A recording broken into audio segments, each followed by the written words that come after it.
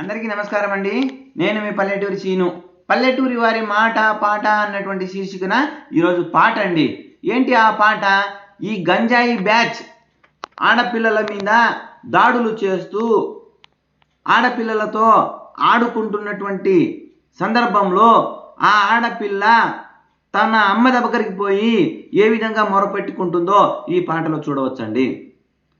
అమ్మా మా కళాశాల కామాందుల నిలయమయ్యే, నే ఆడపిల్లగా జన్మమెత్తుట మహాశాపమయ్యే, గడప దాటి అడుగు ముందుకేస్తే గుండెల్లో వణుకు పుట్టే, గులాబీలతో వెంటబడుతూ ఆకతాయిలొచ్చే, నా మనసు నీకు ఇచ్చానని ఒకడు, మా మనసు ఇమ్మని అంటాడొకడు, నా తోడబుట్టిన అన్నలాంటి వయసున్న కుర్రవాళ్ళే నన్ను తలో తీరుగా ఆట బొమ్మలా వేలమాడుతారే.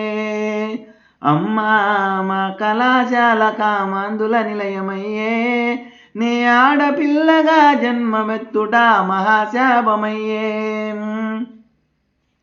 రోజుకొక్కడు సెల్లు ఫోనుతో ఫోటో తీస్తాడమ్మా, కళాశాలలో ప్రతి ఒక్కరికి చూపుతుండడమ్మా, క్లాసు రూములో సెల్లు ఫోనుతో ఫోటో తీస్తాడమ్మా, కళాశాలలో ప్రతి ఒక్కరికి చూపుతుండడమ్మా, బ్రతుకు చెదిరిన ఒక భార్గవిలా, ఆహుదైన ఒక ఆయేషలా, రిస్కు పడిన ఒక రిషికలాగా నరకశాలకు వెళ్ళను తల్లి.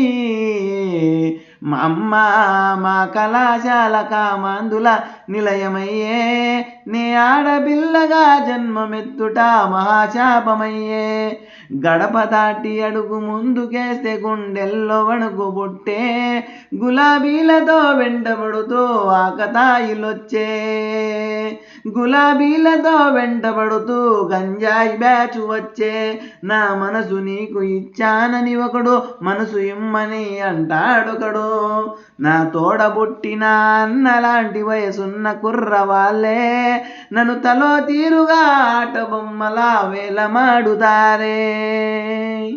ఈ విధంగా గంజాయి బ్యాచ్ వీధిలో వాళ్ళ యొక్క ఆగడాలకు హద్దు లేకుండా పోతుంది. అందుకే ఈ గంజాయి మీద యుద్ధం చేద్దాము. ఆ గంజాయి మీద యుద్ధం చేసి ఆ గంజాయిని ఆపకపోతే ఇంకా ఎన్ని మరణకాండాలు జరుగుతాయో ఈ తెలుగు రాష్ట్రాల్లో అర్థం కాని పరిస్థితి దాపురించిందండి. ధన్యవాదములండి.